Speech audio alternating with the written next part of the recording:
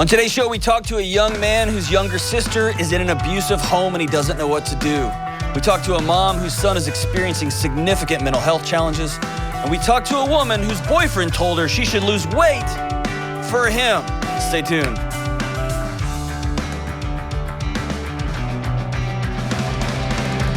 Yo, what up, what up? This is John with the Dr. John Delony Show. And we're so glad you are here. Talking about mental health, relationships, and it's a big day today because we're announcing pre-sale begins for my new book, Own Your Past, Change Your Future, a not-so-complicated approach to relationships, mental health, and wellness. This is the book that's going to send shockwaves. I don't think it's going to send shockwaves through anything, really. But it's a great, great book. The pre-reading buzz on it has been incredible. I'm excited about it. I worked real hard on this. And if you've bought one, we sold so many tens and so many more books of redefining anxiety than we ever imagined. This is a full-size book. This is a big book. This is, it's about, I've told stories in this book I've never told anywhere publicly. This is my treatise on what's going on in the world and why people are struggling so much, and more importantly, how we can get our heads screwed back on straight, get our relationships back in order. So, hey, check this out. In this book, I'm going to walk you through a common sense approach to mental health and wellness. As you listen to the show, you know, I think we've overcomplicated everything. Everything. We've created a world that our bodies are like, what are we doing? And we've pathologized everything and dramatized everything and made everything about this and that. But this book is going to be about the steps on how to get connected, change your thoughts, change your actions, and move you closer to who you want to be and towards the relationships you want to have. You want to discover why you feel so exhausted, why you're lonely, why you keep doing the things you don't want to do over and over and over.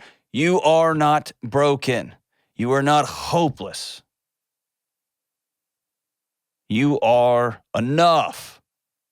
And you got a lot of work to do. You're worth being well. So here's the deal. Pre-order today. For only $20, you're going to get a ton of free bonus items, including 1 month of free counseling from BetterHelp. They stepped up big time to support this book. They're offering a free month of counseling. That's a lot. Free copy of the audiobook, free copy of the ebook, and more. It's $20. Go to johndelony.com and pre-order the book today. Let's get this thing out. I'm so excited to have it out. Ben, you can read now, right? Yeah, you can read now. Yeah, I've always been able to. Oh, my bad. I was thinking of Austin. That's my bad. We have a whole new crew in there. James is in there playing Minecraft, and we got Ben running the boards. Austin's there, the bearded Kelly. So good, man. Zach, I'm excited to get this thing out. Thank you guys for riding with me for the last year while I was kind of crazy working this job and then writing at night. I'm excited. All right, hey, let's go to Jack in Charlotte, North Carolina. Jack is back. What's up, Jack? How we doing? Jack, run through the. Oh, there you are. Run through the wall like the Kool-Aid. Hello? Hey, there you are. What's up, man? Am I on? I was just saying, your promo for that book made me want to run through a wall, so I appreciate that. Hey, listen, don't do that. Just buy it. Don't run through anything. We need you. Just kidding. Good for you, man. I'm excited. How are you, man? I'm doing all right. I've been fighting a bit of a cold, so I'm sorry if my voice isn't exactly pleasant. It's all good. And sure, it's a cold, as they call it. Way to go. Sure, Jack. So what's up, dude?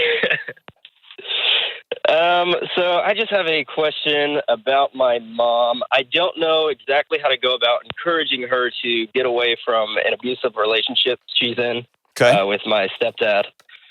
So I'll just give some background. She's been married to him for 5 years now. Back then I was in high school. I would stay weekends with her. And he would shout, he would curse in her face, call her names, threaten her physically. It was bad enough for me that, I basically hid from her. I stopped doing our visitation. And we really had, after that, no contact for a year and a half or so. He ended up in jail and she filed for divorce from him. This your biological dad or a stepdad? This is my stepdad. Okay. All right. Where's your biological dad? My biological dad is still in town. Okay. And so I ended up, after I stopped seeing my mom for that period of time, I pretty much spent all of my time with my biological dad, who's great, by the way. Awesome. Okay, cool. All right. So then your stepdad goes to jail. He's a scumbag. And then what? So she and I started to rebuild our relationship after the months that followed. And while he was in prison, he basically sweet-talked her, found Jesus in jail, and she let him back in. Okay. After 6 or 7 months of prison, he came back. So he had kind of turned it around a little bit. But in the meantime, I've left for college. And my little sister has started that was about 3 or so years ago. And over that time, my little sister started to tell me, hey, he's kind of picking up on his old patterns, So some of the things that he's called my mom, he's saying again, he's shouting at him, he's scaring him. What really scared me the most, and the reason I guess I called you in the first place, was one night she called me and she told me, hey, we had to basically hide in our own home from this guy. We had to lock the door because he was shouting, name calling, going on one of his things again. And so I was like, when you say go on one of his things, and I don't mean to interrupt you, this is important. Going on one of his things again. What does that mean? Like, be very specific. What does that mean? So he'll get going. Is he smashing things? Is he hitting people? Is he getting in people's faces, throwing things, abusing? Like, what's he do? What does that mean? It's slamming objects. It's shouting. It's cursing, calling people, I guess, cursing. I don't know about the words I can use on the show, I guess. But basically, he called my mom and my little sister a piece of shit. Yeah. And when she told me that he was on this rant, that he was hitting things, that he was yelling, and I said, hey, maybe I should come back and talk to y'all about this. She was like, well, I kind of wish I hadn't told you now because I think Mom's going to be mad at me for telling you. Oh, God, dude. Yeah, that's a classic. That's a classic statement of somebody who's in an abusive situation that feels responsible to make sure Mom's okay because Dad's insane. Oh, man. So what are you going to do? I don't know. I want to have this conversation with her. I do remember the last time we had a talk like this, that preceded, the 18 or so months that we really didn't talk to each other much. Uh-huh. I don't want to damage our relationship. And I feel like she knows. I mean, she has to know. How old are you, Jack? Troubling. I am 21. Okay. I need you to, I want you to tighten your fists, both of them as tight as they'll go. Okay? Okay. And I want you to hold your breath. Take a deepest breath as you possibly can and hold it. 1, 2, and then let it all out. And then relax your hands. Okay? Now I want you to hear me directly. Anything that happens from this point forward is not going to be on you. It will be because you. There's a huge difference. Because you're going to act, a beautiful little girl's going to be safe. Because you're going to act, maybe, but probably not, your mom will understand she's worth more than yet another abusive relationship.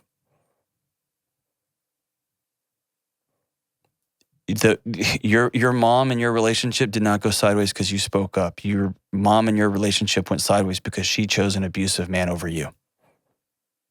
You hear me say that? Yes, sir. And I don't like talking about somebody's mom, but I'm being direct and honest with you, right? Yes. And that sucks and it hurts and it shouldn't be that way. And then when he went to jail, she came around and realized, what am I doing? And I know your mom's got her own story, and so I'm not going to sit here and just bash your mom. But that's the reality of what happened. She chose him. That was not your fault. And you cannot spend the rest of your life trying to build a bridge back towards your mom because you're not the one that broke the original bridge. She is. Okay? Right. And that sucks. And it's hard. And you've got to let your mom know. I will call CPS. I'll call the police. I will call whoever. My sister will not be in this situation, period. How old is this girl? She's 16. Brother, she doesn't deserve that, and you know it, right?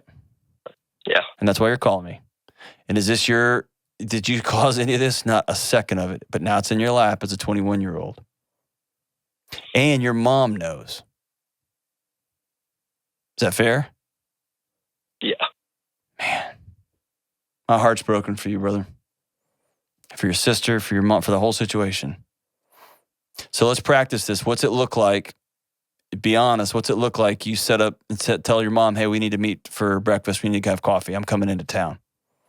Will she meet with you? Oh, absolutely. Okay. So I'm going to tell you something that I tell folks when, like, I worked with a group of executives the other day on firing, how to let somebody go with dignity. And one of the things that often happens when people are going to fire somebody is it's hard to take somebody's livelihood away unless you're a sociopath, right? Firing somebody always is sucks. I've had to do it a bunch. It's not fun. And you end up talking too much, and you're like, well, thinking about and you hem-haw around, and it tortures people. The most gifted firer I've ever, I don't know if that's the right way to call that, was a guy that taught me how to do it the right way, which is you walk in and you sit down and say, the decision's been made. You will no longer be working here, period. Or I am terminating your employment here, effective immediately. This decision has been made and it is final. From that point forward, nobody's listening to you, right? So they have gone full limbic. They're not listening to you. They're in defense mode. What I do, what happened, I'm scared, all that. What you have to do is sit down with your mom and have the very similar conversation.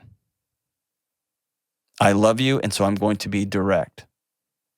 I've been talking to my sister, and she's in the same mess that I was in, and I will not stand for my sister to be in this mess. Period.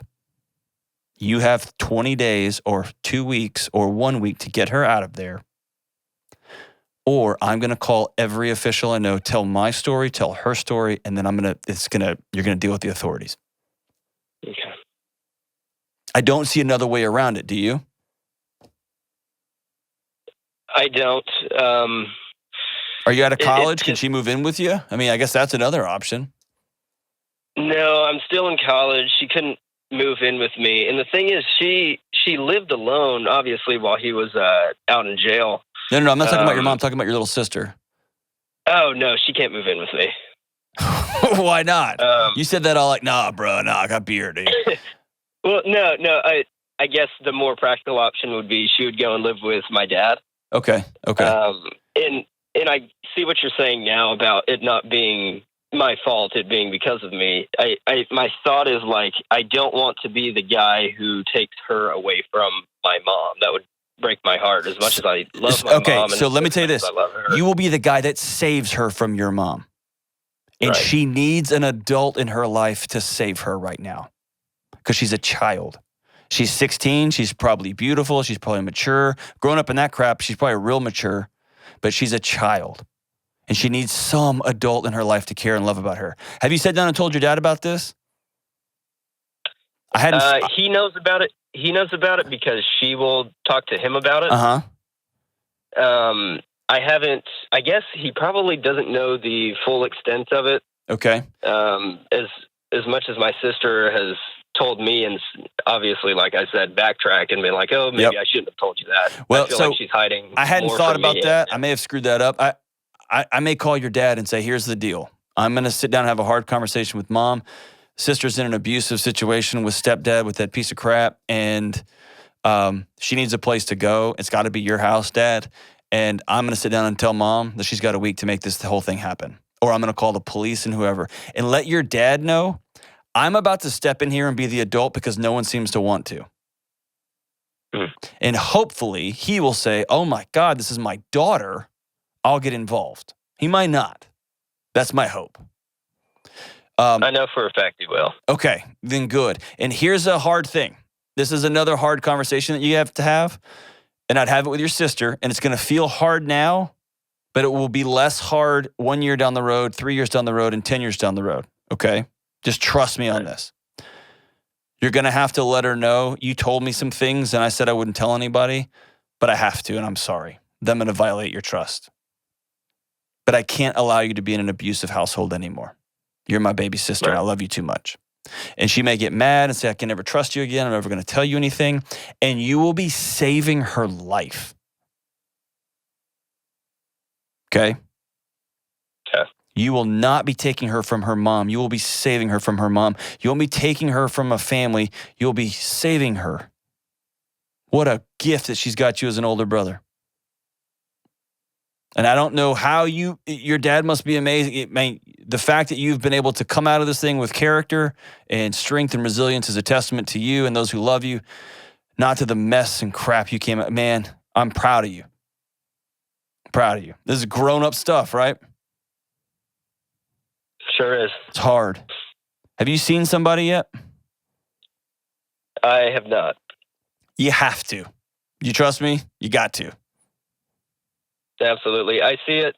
I know, as you would say, it's a whole other call, but I've seen it crop up in my own relationships. That's right. This is what you know. You're a child of divorce. You're a child of separation. You're a child of abuse. You're a child of parent abandonment and neglect. When it comes to the ACEs score, the adverse childhood experiences, you can Google that. Just Google ACEs score and take that test. It's about 10 questions. My guess is... Yeah, let's say 4. You're at a 4? Okay. You know what that means, right? Yes. You're at an elevated risk for all sorts of stuff unless you deal with it, man. Because your body's dealing with it every minute of every day. And you're going to replay the scripts that were rolled out in front of you. You're going to replay these stories that you got from your original parents, from your You're going to replay that stuff over and over and over. And it may not look exactly the same, but man, I can already hear you want to protect your mom. You want to protect, because that's what you had to do between her and that idiot. You want to love your dad, talk about how great he is. He might be, right? You want to be the guy who makes sure everybody's okay. Dude, that's an exhausting job. Not your job. That's your mom and dad's job, brother. And I hate they didn't do that for you. So, do I have your word? You're going to make a call? You're going to talk to your old man soon, today, tomorrow? I will do it today. Okay, I'm proud of you. And then you're going to talk to your sister? I will. Okay, and your dad may try to talk you out of it. Let him know, I'm grown up now. Grown up Jack. I'm 21-year-old Jack. I can buy beer and guns, and I can protect my sister, not necessarily in that order or with those tools, right? It's a grown-up conversation. It's a different one than y'all have ever had before, probably, right? Absolutely. Yes. Hey, I'm proud of you. Call me and let me know how that conversation goes, or write me a note and let me know how that conversation goes, okay? It's going to be messy and it's going to be hard and you're going to feel isolated, you're going to feel alone. I want you to call somebody and make sure you've got some people in your corner too. Cool? Thank you, Dr. D. I appreciate it. I'm super proud of you, my brother. Super proud of you. Man. Woo! Be right back on the Dr. John Delony Show. Hey, good folks and friends and listeners to the Dr. John Delony Show. The world is bonkers, right? We all know this. And one of the most common questions I get is, how do I find a counselor in the chaos? I've reached out and there's a 6-month waiting list, or I can't afford it, or they only take insurance, or I can't get off work in time to go see somebody and it's way across town. What do I do? Because I want help with my anxiety, my depression, my relationships are hanging on by a thread. I want to be a better mom. I got to process this trauma that happened to me when I was a kid. Where do I find a counselor? So I partnered with BetterHelp because BetterHelp is customized online therapy that offers video, phone, even live chat sessions, so you don't even have to look at your therapist when you're talking to them if you don't want to. I've taken away all your excuses, and it's more affordable than in-person therapy. And these are real licensed therapists. If you reach out to them, you will be talking to somebody within 48 hours. Dr. John Delony Show listeners get 10% off their first month at betterhelp.com/Delony. Please reach out if you need help. That's betterhelp.com/Delony. And we are back. All right, so they just dropped some wisdom on me during the break. Earlier, I just looked up, and the first person I saw was Ben, and I thought, I'll take a cheap shot at Ben and ask Ben if he could read. Turns out he has a master's degree in creative writing, and he's a novelist. So that's what I get. What a jerk. It's okay, man. I have low self-esteem. That's why I lash out. I'm sorry. I'm working on it. I'm not, but I say that I'm working on it. Good, dude. What are you writing about? Is it wizard fiction? Please say yes. It's weirdly, yes. Yeah. All right, I'm going to just give you the elevator pitch. Okay. Imagine Harry Potter was drafted into a modern-day war in the Middle East. So it's military drama with fantasy elements. I literally am not going to be able to sleep until this thing is written and comes out. I'm 100,000 words deep. 100,000. Hey, if you publish it here, they'll edit it down to 50. Good God. There's a whole other book that they took away. Rumor has it, listeners and watchers, that I talk too much. And so I think I submitted a lot of words. Good for you. Keep going. Don't let the haters get you down or whatever that means. You. Does the winner win at the end? Don't give that away. I can't spoil. Yeah, I love it. All right, let's go to Kathleen in Detroit Rock City. What's up, Kathleen? Hi, John. Thanks for taking my call. Thank you so much for calling. Well, I never dreamed I'd be calling you about this, but about a month ago, my 16-year-old was in a psychiatric unit in lockdown because he had a plan to commit suicide. And so he was there for 10 days and then in an outpatient program for 3 weeks. Okay. So we are blindsided. We didn't see, that this was coming. We knew he was down, and the pandemic's been hard on everybody. Yeah. But he went back to school last week, so things are stable. But we're scared. I mean, we don't know, what this disease is. We don't have any experience with the psychiatric field, so it's all new to us, and we're kind of trying to navigate. And they're kind of overextended themselves because there's so many teenagers that need help right now. Gosh, I'm so and sorry. I just don't know how to. Yeah, we have no experience. We don't know why or what causes this, but it's been diagnosed as a disease, really a bipolar 1 with psychosis. So he does have a diagnosis of bipolar 1 with psychosis. That's the preliminary diagnosis, and at this point, we hope that's all it is. We don't know because it might be schizophrenia. I mean, we don't know. They need time. I mean, this is the first time they've seen him, so they don't know. We don't get a whole lot of information from the psychiatrist unless we really are forceful and ask. Yeah. So it's been tough for us. We just don't know how to navigate it. Number one, thank you for your trust. This is scary. I've had this conversation, unfortunately, probably 150, 200 times in my career. I've had this conversation a lot. And so it's heartbreaking and it's scary. And thank you for your trust. Okay. Yeah. Wow. More than 100. God, I've had this. Yeah. Okay. The first thing here. Okay. And this is me. I'm going to rattle these off the top of my head. And so hang in here with me as we go through them, okay? And you don't have to write all this down. You can just keep this clip and go back and look at it and listen to it, but you can write it down if you'd like, okay? Okay. First and foremost, you and your husband got to be on the same page. And where this gets hard for everybody is one person thinks he's faking it, or this is not a big deal, or the doctors are crazy, and the other person wants to wrap your boy in bubble tape, and both sides are understandable, but both sides point to a new fissure, a new crack in a relationship. And you need each other in this season, okay? And often I'll recommend, you've heard me recommend on this show before a million times, and I'll do it a million more times. I recommend you and your husband getting out when maybe during school, take a day off of work, both of you go somewhere and sit and exhale. Take a pad and a pen and just breathe And then you got to grieve this thing because it hurts and it's scary and it came out of nowhere and you're blindsided and all of those words. You got to hear each other talk about them. David Kessler says, grief demands a witness. You've got to get in front of each other and say, whoa, what just happened? Okay. Okay. Is that possible? Are y'all in a position to do that? Yeah, I think we're on the same page. We're both still kind of in shock. And we're kind of in the bubble wrap, both of us. Yeah, that's right. That's right. And that's where I'd be if my son, I'd be right there. Okay, I'd be right there. But get out and have the conversation about what do you think of mental health and what do you think of it? And what do we think about medication? Have those conversations just so they're said. Mm-hmm. And the goal here is this: when we walk away and we want to say, we are going to both agree that we need to get a second opinion, a second diagnostic. We both agree that this doctor seemed credible. We trusted him. He looked us in the eye, or she looked us in the eye, invited us in to be a part of this, our son's healing, and we trust him. And so we're just going to do what they say, because we're not experts, right?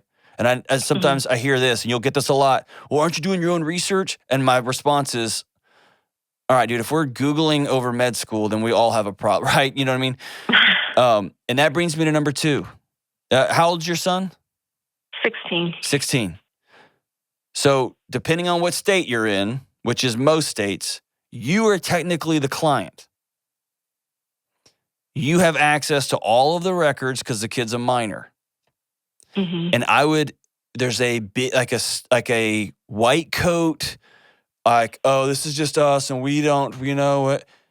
Dude, knock the doors down. This is my son. I want to know all the stuff he's seeing, saying, experience, all of these things. We need to know what he's experiencing and what y'all diagnosed him with, why you diagnosed him with that. I demand a meeting with y'all.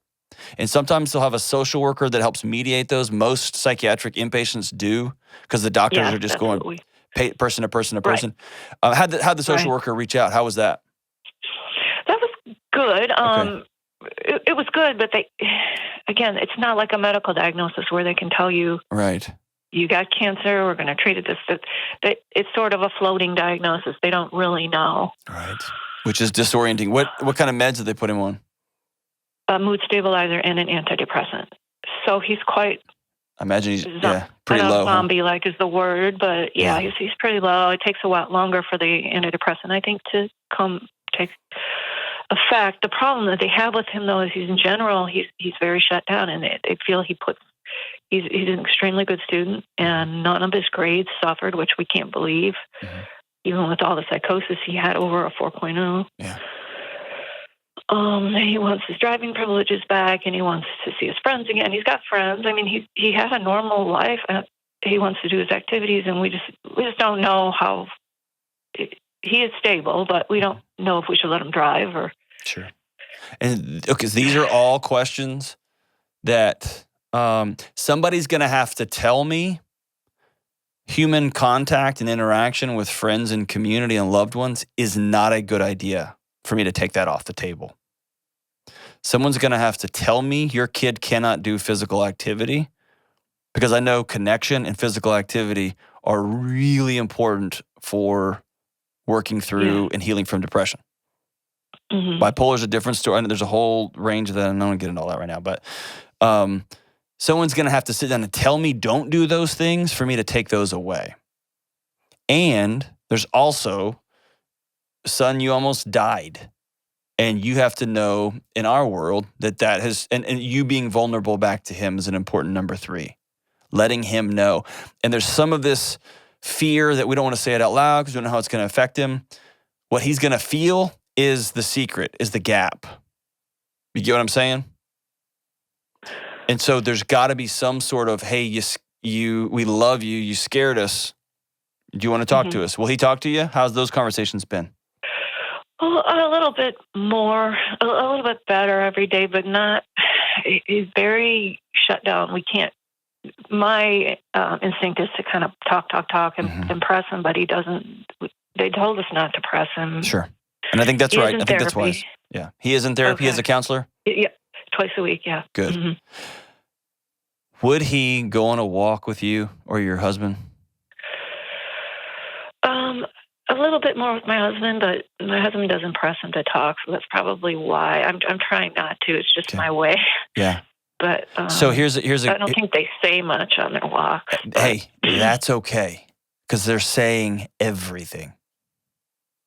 Okay. One thing That's you might. what I'm struggling with. I want him to talk, but he won't talk. Yeah, and right now his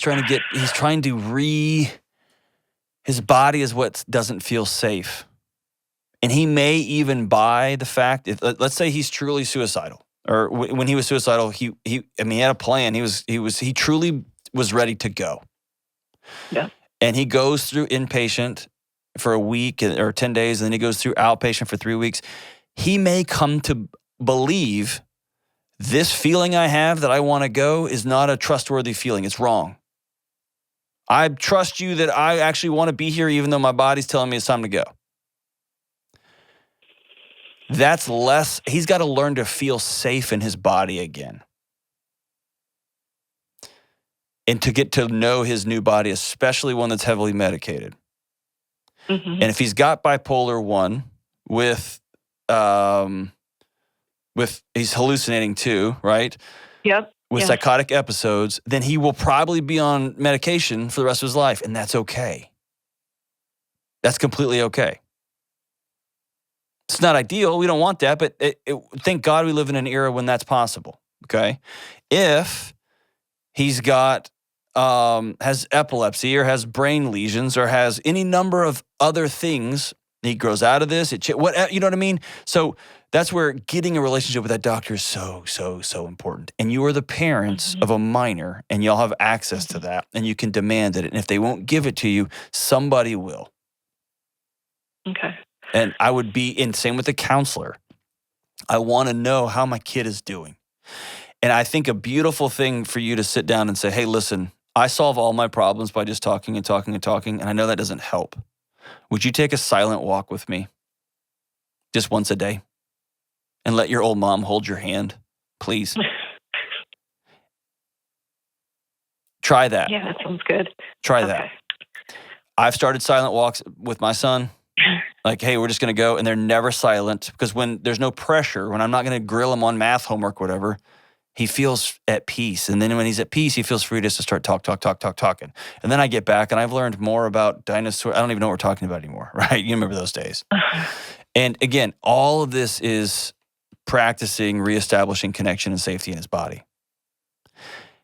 You have to have a good partnership with the counselor and a doctor moving forward. And I hate that they didn't give it to you. Yeah, I think they're overwhelmed right now. I know they are. And I'm not going to talk bad about them because I know they're getting crushed. The teens they're just melting. We're just absolutely stone melting. It's heartbreaking. Yeah. Absolutely heartbreaking. Does he have brothers and sisters? He has a sister, yeah. How old is she? Yeah, 18. 18. And she's a senior in high school, so she's going to be leaving soon for college. And he wants to go away too, and just brought that up the other day out of the blue. And I thought, well, I don't know if you're going away or not. I mean, all of that is up in the air, you know. Yeah, and I think a great answer to that is not, no way, because that goes into the, see, I told you I shouldn't be here. It should be, oh my goodness, let's say his name's Ben. Come on, Ben, that's a next month decision. Today we're about connecting and getting well. We'll make plans down the road. Yeah. We'll work that out with your counselor as we all heal. Right? And letting him know we're all healing. We're all in this together. He's a part of this unit. This unit doesn't operate without him. We need him. One of the things that really was a light bulb moment for me was reading, I think it's Thomas Joyner's work. He's one of the preeminent suicide. I just had so many of these as a college dean of students. I just kept dealing over and over and over. And one of the things that was a light bulb moment for me was he writes about this feeling of perceived burdensomeness. Not only do I not have a group, but when I'm around people, their life is less good because I'm in it. And this is it's almost never a fact. It's just this sense. And so that's why you see people who look like they've got tons of friends and they're happy. Something inside of them tells them that other people's lives are less good when they're around. And so that's what part of the healing journey is. But that's one of those quiet, we're all healing. And we're all going to go do a thing. And I know you want to go but I think asking your counselor, I'm talking a million different directions here, talking to the counselor, asking some very direct questions. Can he go hang out with his friends at night? Mm-hmm. Should we limit video games or cut them off completely? What does one thing I think would be great for you and your husband and him is to have a journal that y'all pass back and forth on each other's beds. And the only requirement is he's got to write in it. He's got to respond to you too. And you write in it after he goes to school. It says, I'm thinking about you today. I want you to know that you're loved. We love having you here. Whatever you want to say to him. And you put it on his bed. And then he's got to respond to it and put it on your bed before he goes to school. And it might just be, he writes, thank you. It might just be, today was a good day. Today was not a good day. Whatever it is, great. But we're just opening a dialogue that has never been there. Okay? And get creative on those things. Silent walks, holding hands, touch, watching dumb movies, whatever it happens to be. I listened to Garth Brooks on the way to work today. That's the kind of connection I'm trying to make with my kid, right? I'm just trying. He loves 90s country, and I'm trying. And the songs are good. I'm working on it. But whatever we can do to start leaning into connection. And here's the final thing I need you to hear me say. Okay? Not your fault. Okay? Okay. You're going to mine everything you've ever said and ever done and wonder what you did. Right.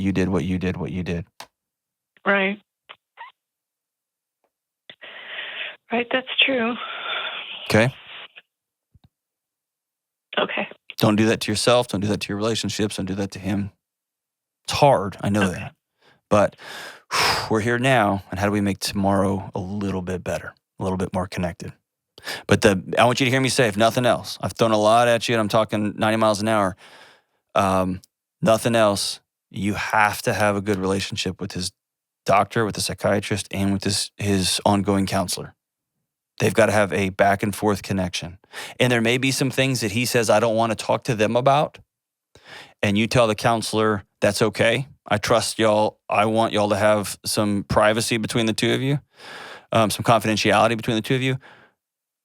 Just know that if he ever says, I'm going to hurt myself, they have ethical responsibilities to go do something about it. So they're not just going to sit on something, right? But I want you to be... No, they didn't. They didn't. They let us know when that came up. Good. That's great. But ask as many questions as you can, and don't let them brush you off and be like, well, actually, this is how our policy is. I don't care your policy is. That's my son. It's my son. Right. And I want him to still be here next year and the year after that and the year after that and after that and so on and so forth. Healing is going to be for the whole family. One more thing on top of the one more thing. Take your daughter out for breakfast and make sure ask her how she's processing all of this. Yeah. Okay. It'll probably be good for both of you. You can tell her, hey, I'm scared. Caught me blindsided. She may have some insight that you don't know about. Often older sisters are brilliant and really observant. And it will be a great opportunity for her to get a ringside seat into what vulnerability looks like. And you have a chance to be honest and direct and say, I'm scared too. This scared me to death. This is hard on me and your dad. And she'll go, oh, this is what being an adult looks like. And it'll be a great gift for her. Okay. Cool? Yes. Thank you. All right, Kathleen, Thank you. We'll be thinking about you. Please let me know how these things continue as they continue on. This is so hard. So hard. So hard. Young people, if you're listening to this, if you're thinking about hurting yourself, don't. Call somebody. Right now. Call somebody. Moms and dads, if you even have an inkling that your kid's not doing okay, it's worth more than any meeting you have to go to, any show you're in the middle of watching, turn stuff off and go in your kid's room and sit on their bed and say, what's going on? And they may tell you to shut up and get out of here. I'm doing this, whatever. And you say, you're my son. You're my daughter. How are you? You're not okay. And it may mean you miss out on a lot. It may mean you got to change stuff. I'm here for you. And moms and dads, if you're not doing okay, you can't do life by yourself. Call somebody. We'll be right back with the Dr. John Delony Show. For too long, we've avoided the hard conversations about mental health, relationships, and the food we eat. And I don't want it to be true either, but it is. The quality and quantity of the food that we put into our body, it matters. And oftentimes we're forced to decide between cheap food that's good for our budget or expensive food that's good for our family. But there's a company that solved the problem. Greensbury is a family-owned meat provider working with farmers and fishermen all over the country. They sell organic grass-fed beef, free-range poultry, pork, lamb, bison, and sustainable seafood. Their meat is less expensive than what I can get at the grocery store right down the street, and they deliver it to my door. Now listen, I'm a lunatic about meat quality, and this is the stuff I feed my family. So go to greensbury.com/Delony and you'll get 10% off your first purchase. Check it out today. Your nutrition is worth it.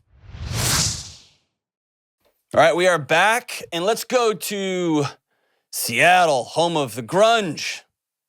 Alice in Chains, the Pearl Jams, even the Soundgarden, Chris Cornell, the greatest singer of all time, and talk to Rose. What's going on, Rose? Hi. How are you?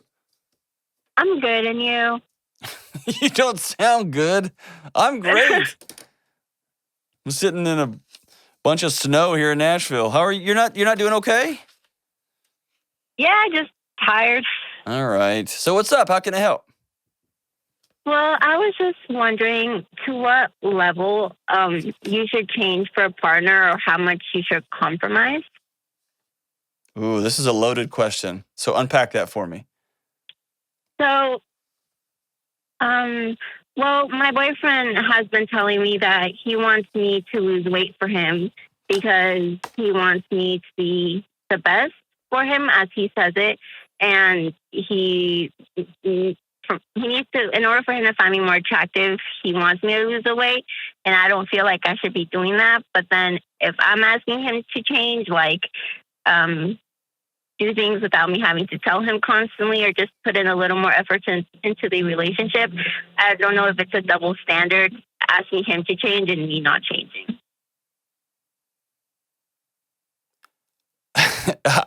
So a couple of things. One, I'm rarely speechless, Rose, and you made me speechless. So well done. I want to give you a high five on that.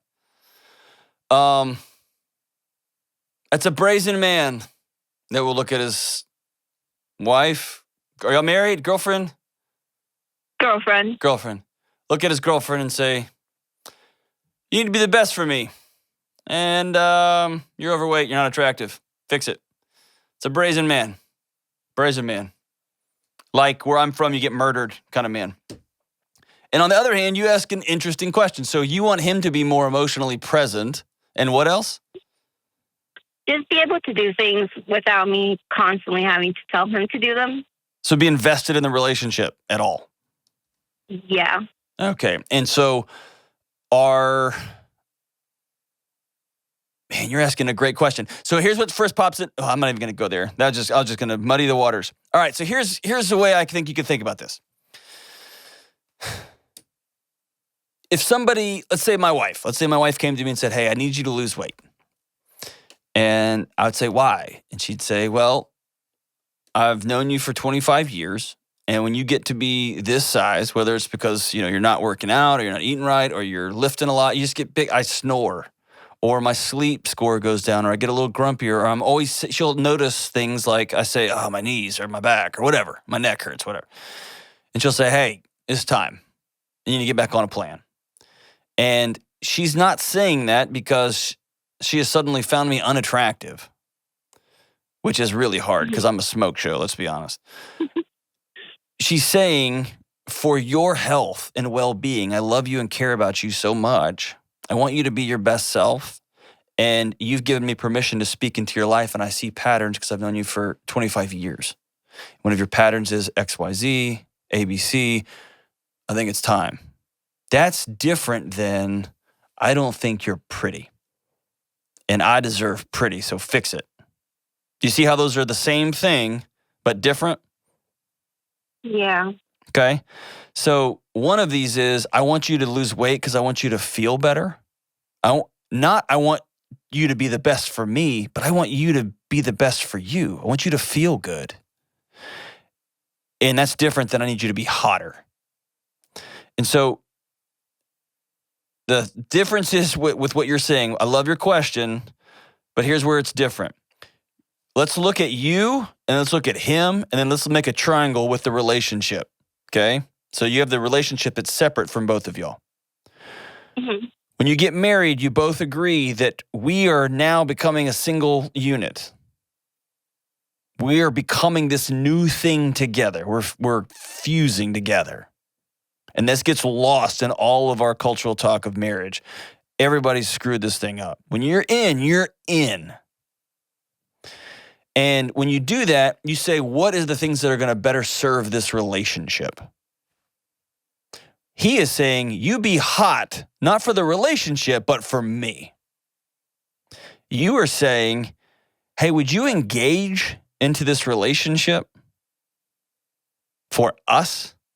So this whole unit operates seamlessly together with one. Do you see what I'm saying? Yeah. The spirit there is so different. And so I get that, yes, you're asking him to change, he's asking you to change, but y'all are coming at it for two very different reasons. One is incredibly selfish and demeaning, and the other is trying to find common connection. How do we build an ecosystem where we're both loved and we're both in this thing? Does that make sense? Yeah, it does. How long have you been with this guy? A little over 2 years. When did this kind of talk start? I would say about 6 to 8 months Into the relationship, or 6 or 8 months ago? ago. Have you become unhealthy during the pandemic? No, I'm the exact same way I was when we met. So what else is going on beneath these two stories? Your relationship is on the rocks. What else is going on? I just feel like I'm not good enough. Well, he tells you that. You know what I mean? Yeah. That's why you feel that way, because you got somebody that says they love you, and then they tell you, you're not good enough for me. Mm-hmm. It's just confusing because he says he wants to be with me, but I don't understand. I tell him it's not. You don't want to be with me. You want to be with a different version of me. And I just don't know what to do. Hold on. Can I say something hard, Rose? Yeah. You do know what to do. You also know that it's going to hurt like bloody hell, right? Mm-hmm. You do exactly know what to do. And I'm heartbroken for you.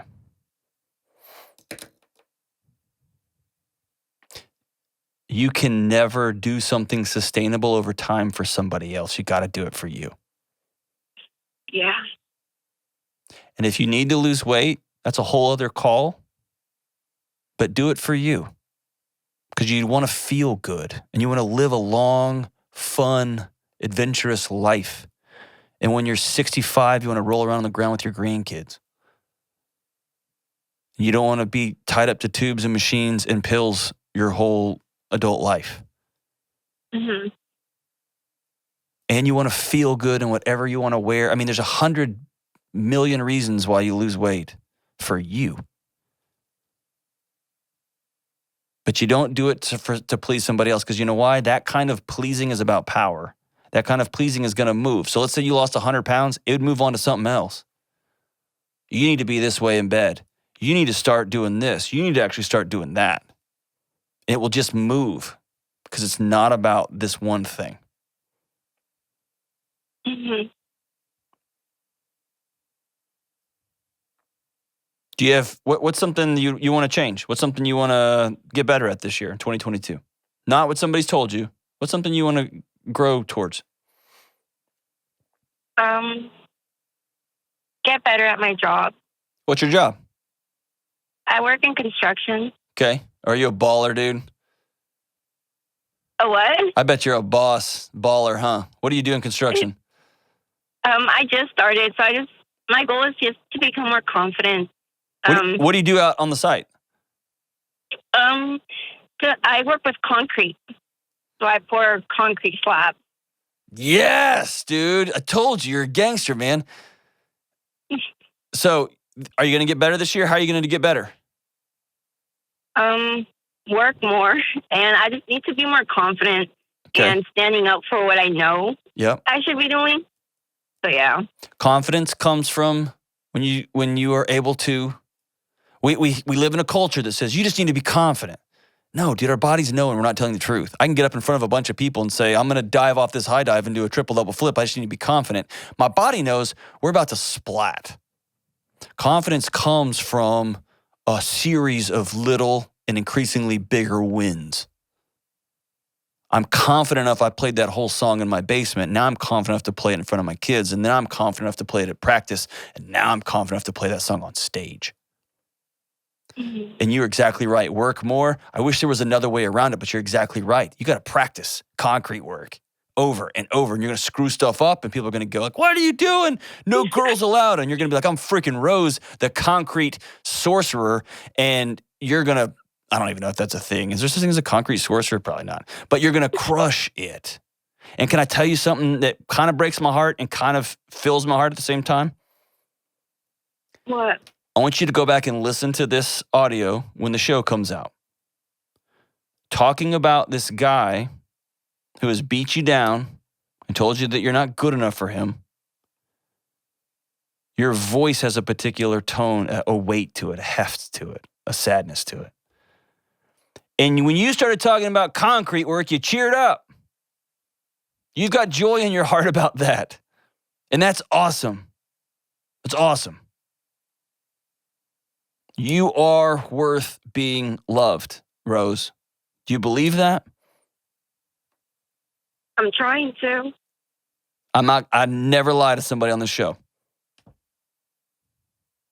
Never going to lie to you. You are worth being loved. You're also worth feeling good. You're also worth having great physical health, okay? Mm-hmm. But you're worth being loved for you. Now, if he comes to you and says, hey, I was a complete idiot. I said this wrong. I screwed up. I don't know what's going on. COVID mess got me nuts. I've been locked down for 2 years here in Seattle. Listen, I'm sorry. I want you to feel so good. And our relationship will grow if I feel good, if you feel good, if we're both working towards goals that we both, that's a whole different conversation about weight. Mm-hmm. Right? Yeah. So, I'm not going to make you say it out loud on the radio. You've got a series of hard choices ahead of you, right? Yeah. Do y'all live together? We do. Okay. You got a hard series of decisions to make. Do you have a girlfriend that you can sit down and talk to that walks alongside you through this? Yeah, I do. Good. What do they tell you? Basically the same thing. You know why? Because I love you. Because you're worth being well. And you're worth being loved.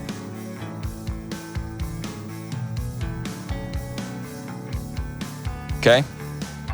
Yeah. I'm grateful for you, Rose. I know this is a hard call. Oh, man. Ugh. We'll be right back on the Dr. John Delony Show. For the past 2 decades, I've worked with students, parents, those on the margins, and those who seem to have everything. I've met with law enforcement, military folks, struggling single moms, company presidents, and everybody in between. And there is one thread that weaves through all of these different people, that you, me, we are so lonely. We don't have real, in-depth, safe relationships. And hear me say this, you cannot be well alone. You can't do life by yourself. You got to get connected to real life people and have deep relationships. I'm talking relationships where you can be yourself, share hard things, and know you'll show up for one another. In my new book, Own Your Past, Change Your Future, we'll walk through a not-so-complicated approach to relationships, mental health and wellness, and getting connected, because it's a key part of living a good life. You'll learn why shallowness and loneliness are so dangerous. You'll even learn how to start making real friends. If you pre-order today, you'll get over several $100s of free bonus items. So go to johndelony.com to take the next step towards wellness. That's Own Your Past, Change Your Future at johndelony.com. All right, we are back. Hey, listen, reminder. My book pre-sale has launched. Own Your Past, Own Your Future. Go to johndelony.com. There is a ton. If you order on pre-sale, it's $20 and you get so much stuff alongside it. Free month of counseling. You get audio book. You get all kind of shenanigans, dude. johndelony.com. Buy 40 of them. For you and your friends and your family. For strangers, 40 is probably a lot. That's kind of weird. I'm so grateful for your support, and I really want to get this message out about how we can change our lives. All right, as we wrap up today's show, Ben the Wizard, the Middle Eastern wizard, passed along his favorite song of all time, Reliant K's I So Hate Consequences, and it goes like this. And I'm good to go. I got to get away from all my mistakes, and I'm good to go. Get away from all my mistakes. So here I sit looking at the traffic lights. The red extinguishes the hope that the green ignites. I want to run away. I want to ditch my life because all my mistakes keep me awake at night. Man, this sounds like my life sometimes. But if my heart says I'm sorry, can we leave it at that? Because I just want for all this to end. I so hate consequences. We all do, but we all got them. Right here on the Dr. John Delony Show.